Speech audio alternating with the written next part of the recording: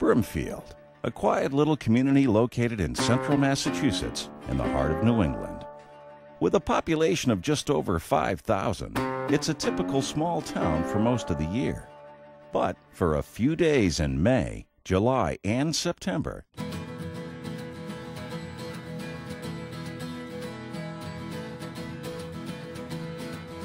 the village transforms itself into what many regard to be the antiques capital of the world during the Brimfield Antique and Collectibles shows.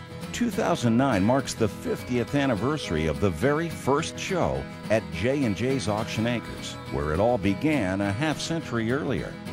My dad, Gordon Reed Sr., started the antique shows, outdoor antique shows here in Brimfield in September of 1959. There were 67 exhibitors at the very first show, and they'd open up their station wagons. At that time, there weren't tents or anything. There weren't the Winnebagos and motorhomes that you have now. They'd open up the trunks of their cars and spread out a blanket and just put their wares on the ground or wherever. Since that summer of 1959, the Brimfield shows have grown to include 20 different fields on over 100 acres, drawing some 5,000 dealers and nearly 1 million collectors annually from the world over. What's really fascinating is the breadth of people that come here. I mean, we've seen people from every country in the world just about, and Europe, the rest of the United States, and Brimfield is a tiny little town, and yet 3 times a year it's international, and it's just hard to imagine any other place like it. It creates an annual economic impact for the area that's estimated to be between $40 and $50 million. The transformation from sleepy village to teeming marketplace takes place in just a few hours and, in many cases, before daybreak.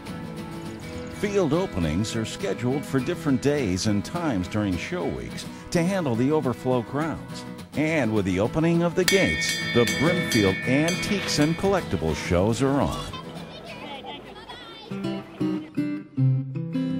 The Travel Channel calls the Brimfield shows the best in the world. So what is it about Brimfield that makes it so special? And why do so many make the pilgrimage year in and year out?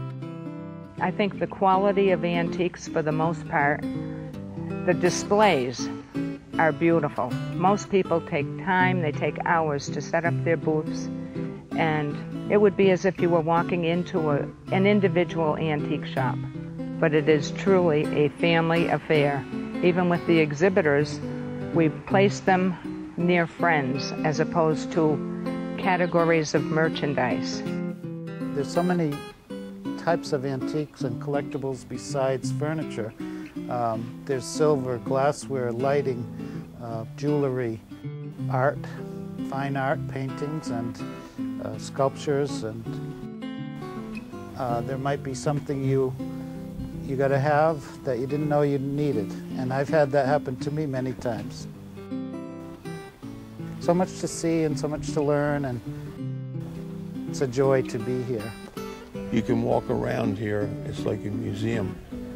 The dealers are knowledgeable and know what they're talking about. I mean, it's just like going to college around this place. I mean, there's lessons to be learned constantly. If you have some kind of a notion that there are certain things that are missing in your life, whether it's of food, or whether it's of objects, or whether it's of personalities, or whether it's a sensibility and a way of looking at the world, everybody can make a contribution, and you can make a contribution to everybody else. And Brimfield is as good a place to do it as any. As we celebrate the 50th anniversary of J&J's Auction Acres and the resulting history of hundreds of Brimfield shows, millions of visitors, and who knows how many wonderful memories and friendships created on its fields, we pause to remember the man whose passion and vision made it all happen, Gordon Reed Sr. He decided to open the field to exhibitors of antiques that could come to his Auction Acres site here in Brimfield and do all their shopping at once. Thank you, Dad. And I hope we've made you proud. Like many of the items and people you'll find on the fields here, The Brimfield shows are truly one of a kind. And whether you come here every season or you're just visiting for the first time, one thing's for certain. What happens here rarely stays here. Just about everyone leaves with something.